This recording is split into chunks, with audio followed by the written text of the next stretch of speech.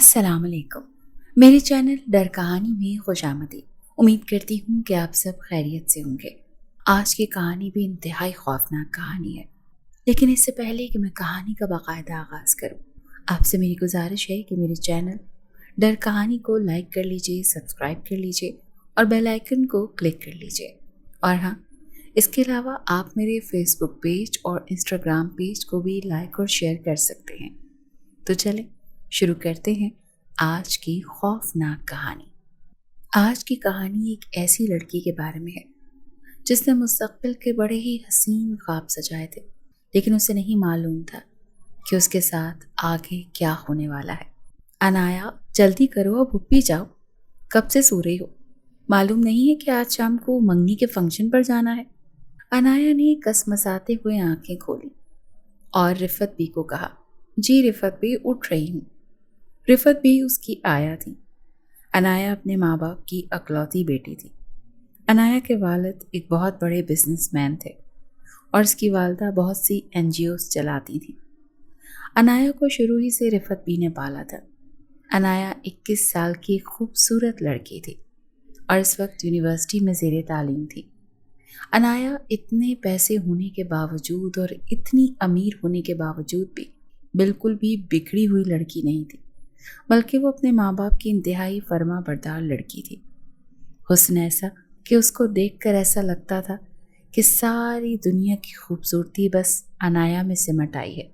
लंबे काले घने बाल, सिडोल सा जिस्म, गोरी सफ़ेद रंगत।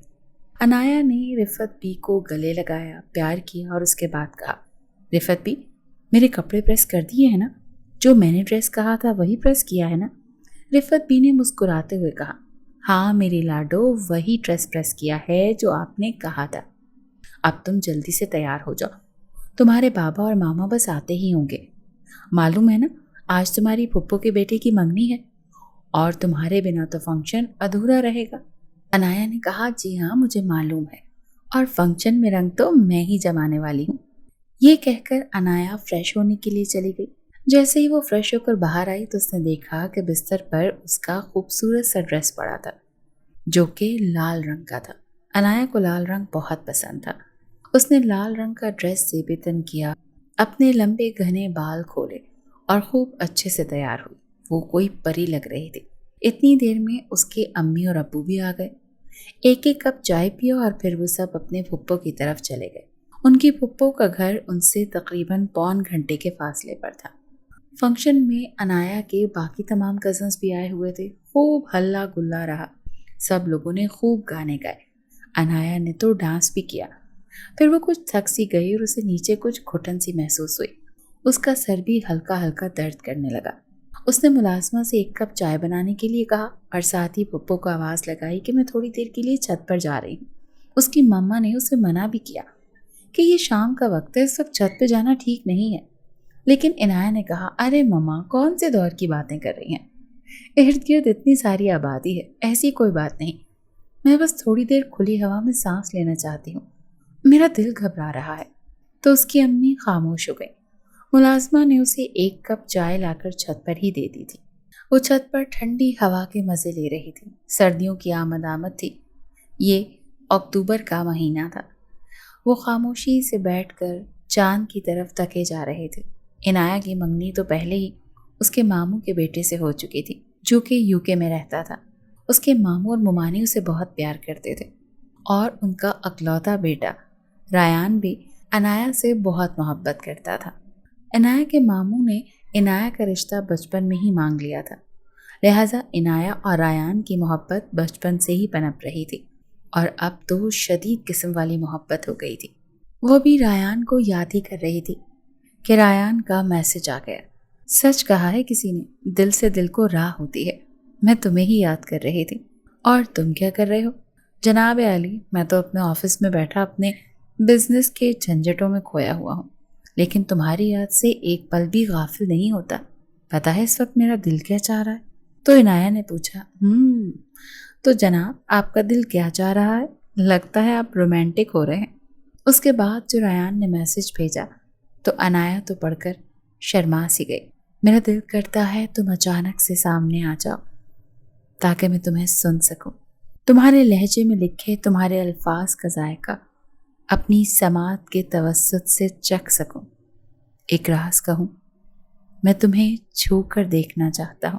میں دیکھنا چاہتا ہوں کہ محبت پر عبور رکھنے والی لڑکی کی باہوں کے گھیرے کا احساس کیسا ہے، اور تمہیں یوں اپنے قریب پا کر میں اس بات کا مشاہدہ کرنا چاہتا ہوں کہ کیا واقعی محبت اتنی زیادہ خوبصورت ہوتی ہے یا یہ شاعری جھوٹ کہتی ہے۔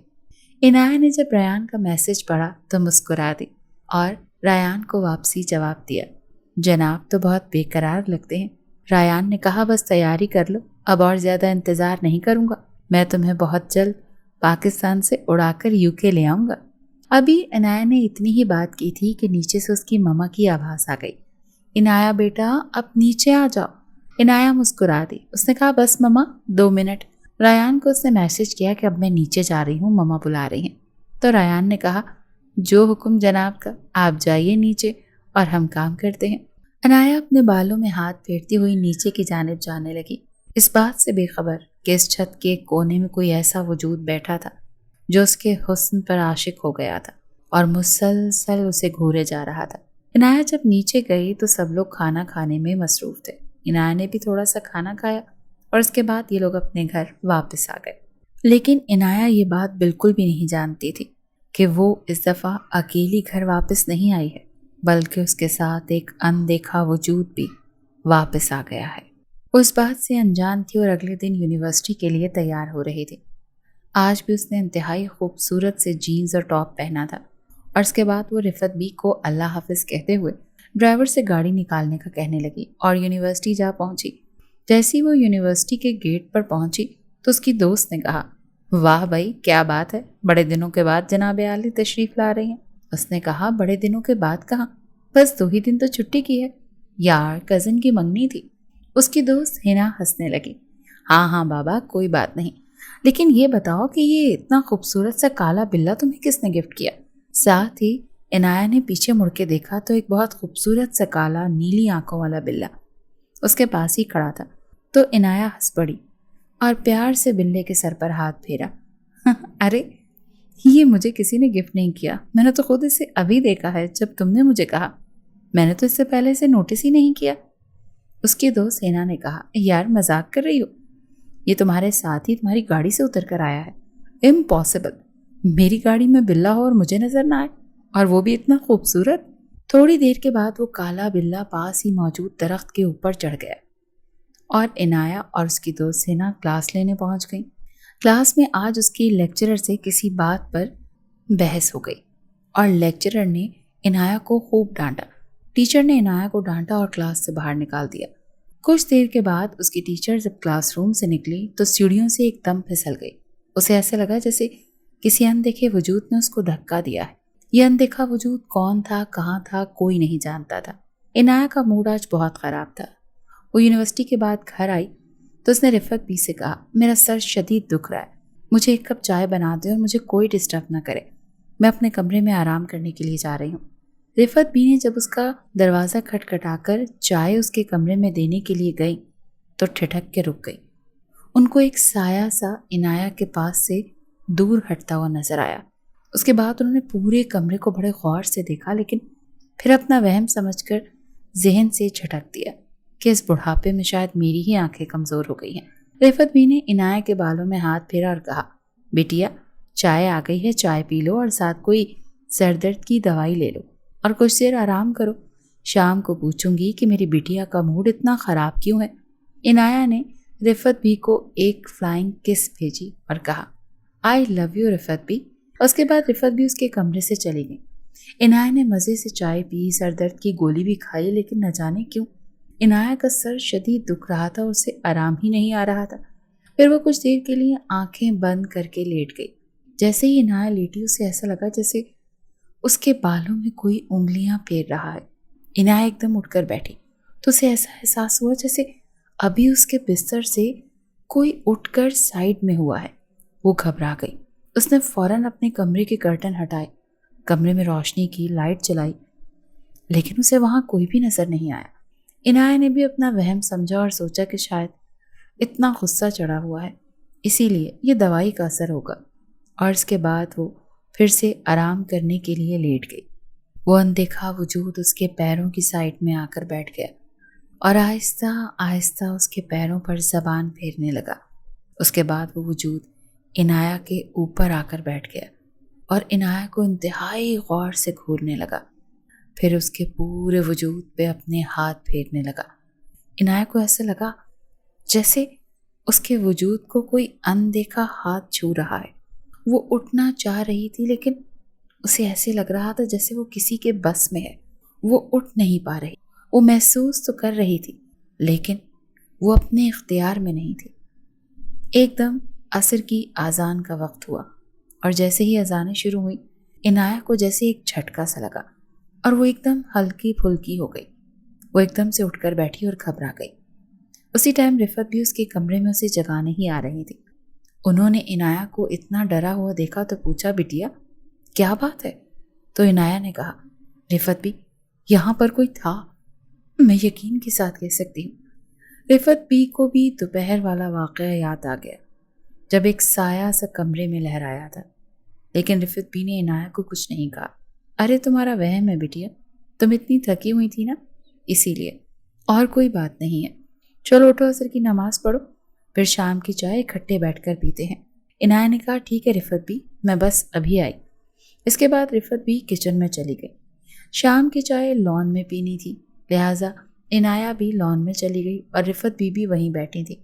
ملازمہ چائے لے کر آئی۔ غلطی سے ملازمہ سے چائے عنایہ کے پاؤں پر گر گئی۔ ایک دم رفعت بھی چیخی، ارے پاگل ہو کیا؟ تمہیں نظر نہیں آتا؟ اندھی ہو گئی ہو؟ سارا پاؤں جلا دیا میری بٹیا کا۔ عنایہ ایک دم درد سے چیخی۔ رفعت بھی نے فوری طور پر دوائی منگوائی اور اس کے پیر پر لگائی۔ ملازمہ نے بہت معذرت کی کہ مجھے نظر ہی نہیں آیا، مجھے معاف کر دیں۔ عنایہ نے کہا، کوئی بات نہیں، ہو جاتا ہے کبھی کبھی۔ لیکن جیسے ہی ملازمہ پلٹی تو نہ جانے کیسے ٹھوکر کھائی اور کمر کے بل گر گئی۔ اس کے سر کے پچھلے حصے میں چوٹ آئی۔ ہسپتال لے کر گئے تو معلوم ہوا کہ اس کے دماغ پر گہری چوٹ کی وجہ سے اس کی آنکھیں جاتی رہی ہیں۔ رفعت بھی کچھ پریشان سی لگ رہی تھی۔ انہیں یقین نہیں ہو رہا تھا کہ لان میں ایک ٹھوکر لگنے سے کیا اتنی گہری چوٹ بھی لگ سکتی ہے۔ عنایہ بھی اپنی یونیورسٹی جاتی رہی اور ایگزامز کی تیاری کرتی رہی کہ اس کو معلوم ہوا کہ اس کی ممانی اگلے ہی مہینے آ رہی ہیں۔ اس کی ممانی چاہتی تھی کہ جلد از جلد وہ اپنی بہو کو پاکستان سے رخصت کروا کر UK لے جائے، اور ساتھ ہی ریان بھی یہی چاہتا تھا۔ ریان کی بے قراری کا تو اسے پہلے سے ہی پتا تھا، لہٰذا وہ مسکرا دی۔ اسے اس شادی پر کوئی اعتراض نہیں تھا، بس وہ صرف یہ چاہتی تھی کہ میں اپنے ایگزامز دے لوں۔ اس کی ممانی نے کہا کہ ایگزامز بے شک دے لو لیکن رزلٹ کا انتظار میں ہرگز نہیں کروں گی۔ عنایہ یہ سب کچھ جانتی تھی، مسکراتے ہوئے اپنی یونیورسٹی چلی گئی۔ ادھر اس کی ممانی انہی کے گھر میں ٹھہری ہوئی تھی۔ وہ چاہتی تھی کہ جیسے ہی ریان پاکستان آئے تو ان دونوں کی شادی ہو جائے۔ ممانی آج کل اپنی شاپنگز میں بیزی تھی۔ عنایہ کو گلاب کے پھول بہت پسند تھے۔ آج گھر میں کوئی بھی نہیں تھا، صرف رفعت بھی تھی جو کہ دوا کھا کر سو رہی تھی کیونکہ ان کے پاؤں میں کافی سوجن آ گئی تھی۔ عنایہ جب اپنے بیڈ روم میں گئی تو اس نے اپنی ڈریسنگ ٹیبل پر گلاب کے پھول دیکھے۔ وہ بڑی حیران ہوئی۔ اس نے سوچا کہ شاید ممانی کو بھی معلوم ہے کہ مجھے گلاب کے پھول بہت پسند ہیں، انہوں نے ہی رکھوائے ہوں گے۔ وہ خوشی سے گلاب کے پھولوں کو چھو رہی تھی اور ان کی خوشبو سونگھ رہی تھی۔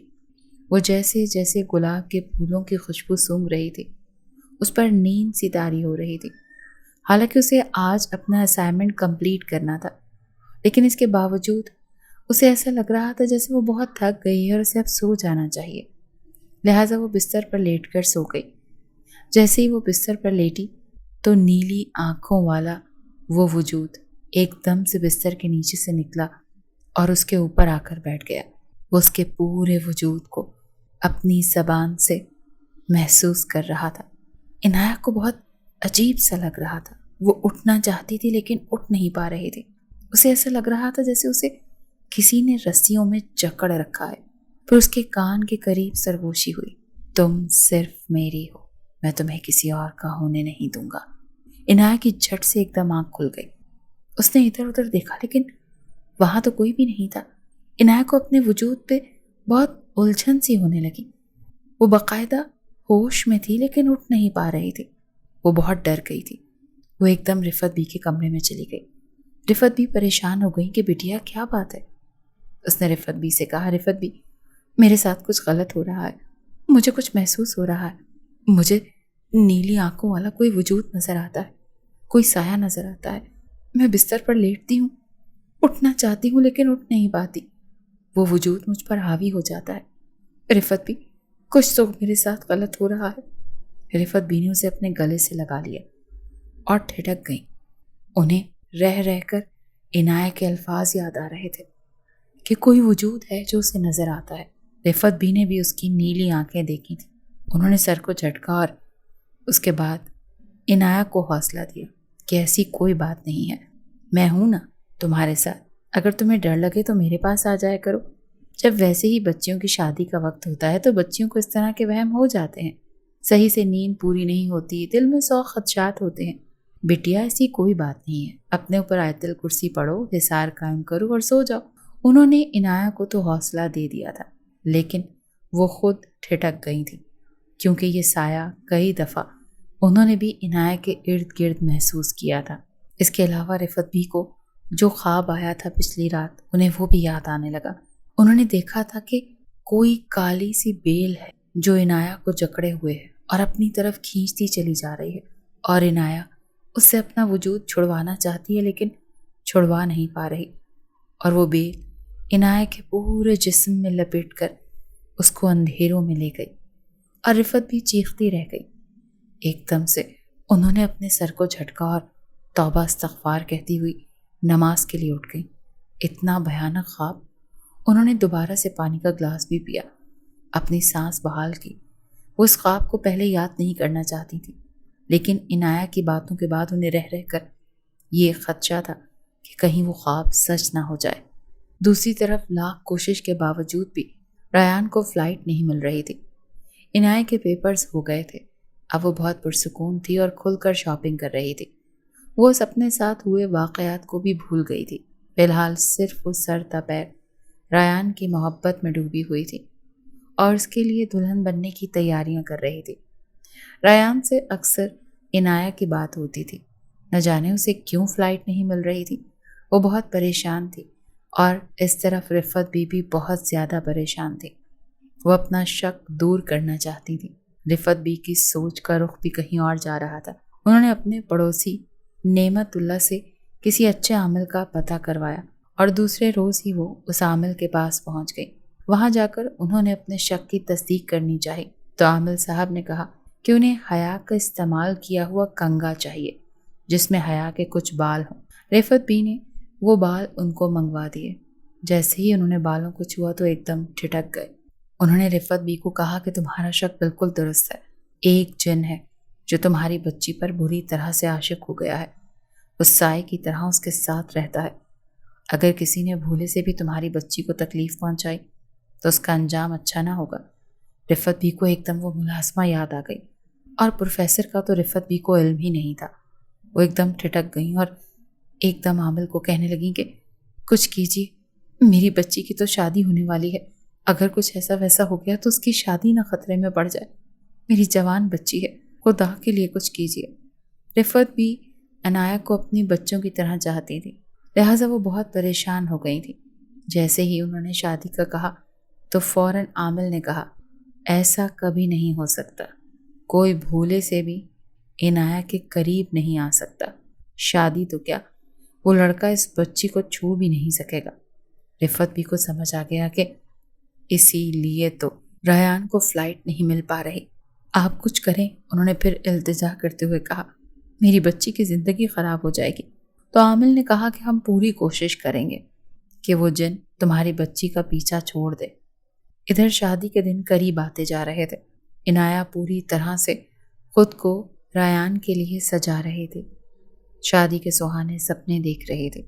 وہ خود کو آئینے میں کھڑی دیکھ رہے تھے۔ اس نے میرون رنگ کا دوپٹہ اپنے سر پر لیا لیکن ایک دم اس کو اپنے پیچھے سے ایک سایہ نظر آیا۔ وہ ایک دم ڈر گئی۔ وہ ڈر کر اپنے کمرے سے باہر جانے لگی تھی کہ دروازہ خود بخود بند ہو گیا۔ عنایت چیخنا چاہتی تھی لیکن اس کی آواز اس کے حلق میں ہی بند ہو گئی۔ وہ وجود اب پوری طرح سے سامنے آ گیا، آگے بڑھا اور بے حد بھاری آواز میں بولا، جو چیز میری پسند کی ہو وہ کسی اور کی ہرگز نہیں ہو سکتی، چاہے کچھ بھی ہو جائے۔ میں نے تو بس صرف تمہاری وجہ سے خاموشی اختیار کی ہوئی ہے، ورنہ تو میں تمہیں جب چاہوں تمہاری اس دنیا سے اپنی دنیا میں لے جا سکتا ہوں۔ عنایہ کو حد سے زیادہ تپش کا احساس ہونے لگا۔ وہ پھر بولا، جس رات تم چھت پر آئی تھی میں اس وقت سے ہی تمہارا دیوانہ ہو گیا تھا۔ میں تو وہاں کب سے رہتا ہوں، لیکن مجھے آج تک کبھی کوئی لڑکی اچھی نہیں لگی، لیکن تم پہلی آدمزادی ہو جس نے مجھے پاگل کر کے رکھ دیا ہے۔ میں بہت ضدی جن ہوں، اپنے قبیلے کے سردار کا بیٹا ہوں۔ جس چیز پر میں ہاتھ رکھ دوں اسے مجھ سے کوئی اور لے جائے، یہ تو ہو ہی نہیں سکتا۔ اگر تم اپنے گھر والوں کی زندگی چاہتی ہو تو بہتر یہی ہے کہ اس شادی سے انکار کر دو، ورنہ نتیجہ بہت برا ہوگا۔ وہ گھبرا گئی۔ ایک دم اذان کی آواز آئی تو وہ وجود غائب ہو گیا اور وہ زور سے چیخی۔ اس کے چیختے سار ہی سب لوگ اس کے کمرے میں آ گئے۔ جب دیکھا تو عنایہ بے ہوش ہو چکی تھی۔ عنایہ کو فوراً سے اٹھا کر بستر پر لٹایا گیا۔ رفعت بی کو اصل وجہ معلوم تھی۔ رفعت بی آج اس کے باپ اور ماں کو سب کچھ بتا دینا چاہتی تھی جو رفعت بی عامل سے سن کر آئی تھی۔ جب رفعت بی نے ساری داستان بتائی تو عنایہ کے والد نے کہا، بلشٹ، ایسی کوئی بات نہیں ہے، ویسے ہی میری بیٹی نے شاید کوئی ٹینشن لے لی ہے، ایسے میں بچیاں اکثر ڈر جاتی ہیں۔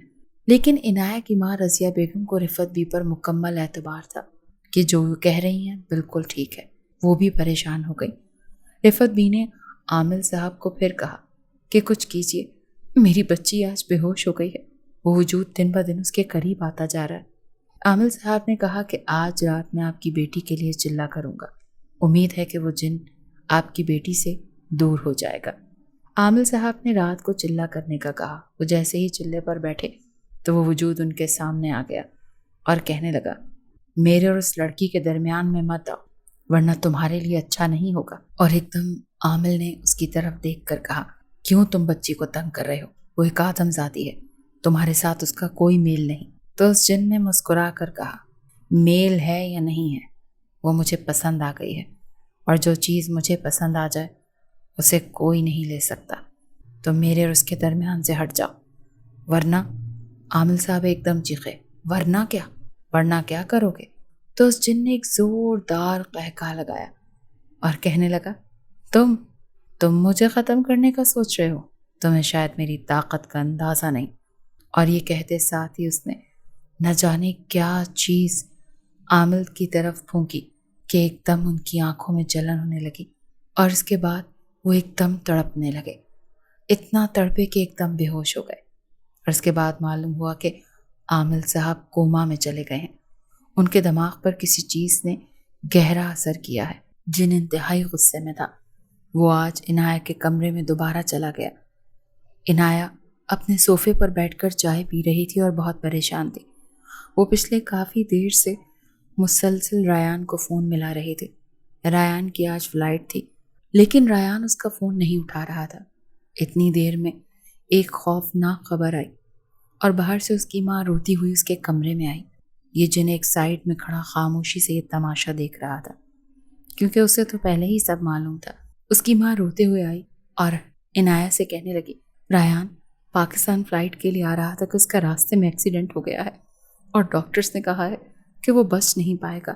ایک دم عنایہ کے ہاتھ سے چائے کا کپ چھوٹ کر زمین پر گرا اور اس نے کہا، امی آپ جھوٹ بول رہی ہیں، ایسا نہیں ہو سکتا۔ تھوڑی ہی دیر کے بعد وہ جن اس کمرے میں ظاہر ہو گیا۔ عنایہ کی ماں بھی ڈر گئی۔ رفعت بھی وہاں پر موجود تھی، جبکہ اس کے والد گھر پر موجود نہیں تھے۔ ایک دم رفعت بھی آگے اور اس نے کہا کہ تم میری بیٹی کے ساتھ ایسا نہیں کر سکتے، میں تمہیں جان سے مار دوں گی، تم ایسا نہیں کر سکتے۔ جن نے ایک دم رفعت بی کو گلے سے پکڑا اور دیوار کے ساتھ لگا کر اوپر اٹھایا اور کہا کہ شاید تم بھی اس عامل کے پاس جانا چاہتی ہو، اب تک تو وہ بھی زندگی کی بازی ہار چکا ہوگا۔ جاؤ بڑھیا، اوپر جاؤ، تمہارا ہونے والا نام نہاد داماد بھی اوپر پہنچ چکا ہے۔ عنایہ ایک دم چیخی، نہیں، تم جھوٹ بول رہے ہو، ایسا نہیں ہو سکتا۔ اس وجود نے جس کی نیلی اور خوفناک آنکھیں تھی مڑ کر دیکھا اور عنایہ کو کہا، تم ٹینشن مت لو میری جان، یہ سب کچھ تمہاری وجہ سے ہی تو ہو رہا ہے۔ تم آج کہہ دو کہ میرے ساتھ جاؤ گی، یہ سب زندہ رہیں گے ہنسی خوشی۔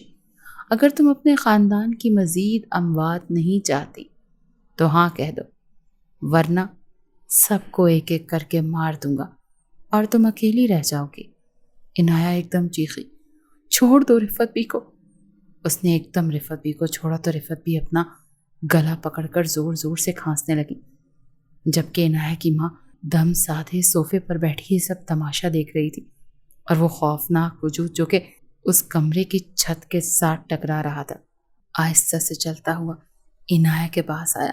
رفت بھی اور اس کی ماں کو اس نے کمرے سے باہر جانے کا اشارہ کیا۔ یہ دونوں کمرے سے باہر چلی گئی اور عنایہ نے اس وجود کے آگے ہاتھ جوڑے، خدا کے لیے میرے گھر والوں کو چھوڑ دو، میں تمہارے ساتھ جانے کے لیے راضی ہوں۔ تو وہ زور سے ہنسنے لگا اور اس کے بعد کہا، یہی سب کچھ اگر تم پہلے کہہ دیتی تو اتنے لوگوں کی جان نہ مجھے لینی پڑتی۔ اصل میں اتنا برا ہوں نہیں، لیکن جب کوئی تمہارے قریب آتا ہے یا مجھے تم سے دور کرنے کی کوشش کرتا ہے تو بس میرا دماغ خراب ہو جاتا ہے۔ عنایہ نے کہا، اب تم مجھ سے وعدہ کرو کہ تم کسی کی جان نہیں لوگے، میں تمہارے ساتھ جانے کے لیے تیار ہوں۔ اور اس کے بعد ایک زوردار چیخ کمرے سے باہر گئی۔ فوراً سے عنایہ کی امی نے دروازہ کھولا، سامنے دیکھا تو عنایہ زندگی کی قید سے آزاد ہو چکی تھی۔ رفت بھی اپنا سینہ پیٹ پیٹ کر رو رہی تھی، وہ میری عنایہ کو لے گیا، وہ میری عنایہ کو لے گیا۔ رفت بھی اور عنایہ کی ماں رضیہ بیگم روتی رہ گئیں، جبکہ عنایہ نے اپنی قربانی دے کر اپنی دائی ماں اور اپنی ماں کی زندگی بچا لی۔ وہ نہیں چاہتی تھی کہ جیسے اس کی محبت ریان کے ساتھ ہوا ہے ویسے اس گھر میں کسی اور کے ساتھ ہو، لہٰذا وہ ہمیشہ ہمیشہ کے لیے اس جن کے ساتھ چلی گئی۔ آپ کو میری کہانی کیسی لگی؟ مجھے کامنٹ باکس میں اپنی رائے کا اظہار کر کے ضرور بتائیے گا، اور میرے چینل ڈر کہانی کو لائک کر لیجئے، سبسکرائب کر لیجئے اور بیل آئیکن کو کلک کر لیجئے۔ ملتے ہیں بہت جلد ایک اور خوفناک کہانی کے ساتھ۔